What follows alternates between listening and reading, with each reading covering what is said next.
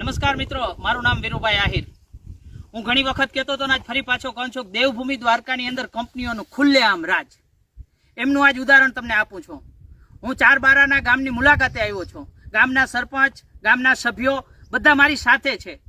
આજે પાવરિકા કંપની દ્વારા અહીંયા રાત્રે મોટા હેવી વાહનો લઈ જવામાં આવ્યા. મોટો સવાલ એ છે કે આ વાહન રાત્રે ચલાવી જ ન શકે તો ચલાવે છે કેમ? આ તંત્ર ઉપર ઉઠતો મોટો સવાલ છે. અહીંના સરપંચ અને સભ્યોનો તો મોટો આક્ષેપ છે કે આમની સાથે તંત્ર મળેલું હોય એવું અમને લાગે છે. એમની દ્વારા જ આ ગાડીઓ નીકળી રહી છે, નહીતર આ ગાડીઓ નીકળે નહીં. બીજો મુદ્દો કે એક પુલ એવું છે કે જ્યાં રોડના અધિકારીઓ દ્વારા મનાઈ કરવામાં આવી છે કે અહીંયાથી મોટા વાહન પસાર કરવાના નથી, છતાં ત્યાં એક બેરિકેડ લગાવવામાં આવ્યું હતું. એ કંપની દ્વારા દૂર કરી અને ત્યાંથી મોટા વાહનો પસાર કરે છે. તો શું આમ જનતા માટે મનાય, આ કંપની માટે છૂટ? આ તો મોટો સવાલ છે. અને જોવા જેવું તો મિત્રો એ છે કે ગામમાં સરપંચશ્રીએ કોઈ પણ જાતની મંજૂરી આપી નથી, છતાં આ લોકો દાદાગીરીથી તંત્રની દાબ દઈ અને કામ કરી રહ્યા છે. તો શું જનતાએ આ જ જોવાનું?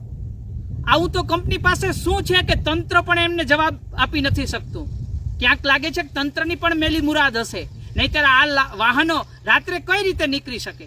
જે એમના ટેલરો હતા એમની પાસે સ્પેશિયલ મેમો નહોતો, પૂરતા કાગળ નહોતા, છતાં નીકળ્યા. આ એક મોટો સવાલ છે. પણ જ્યાં સુધી જનતા નહીં જાગે, આવા સરપંચો નહીં જાગે, ત્યાં સુધી કંપનીઓ આવા રાજ કરતી જ રહેશે. અને કંપનીઓને પણ ચેતવણી આપું છું કે હવે અમે શું કરીએ ને એ તમે જોજો, કારણ કે અમારી સાથે સરપંચ છે ને અમારી સાથે ગામ છે.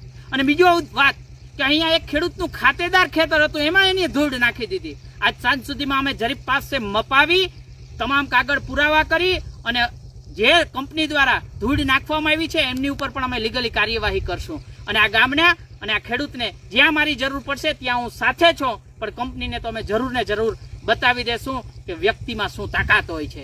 જય જવાન, જય કિસાન.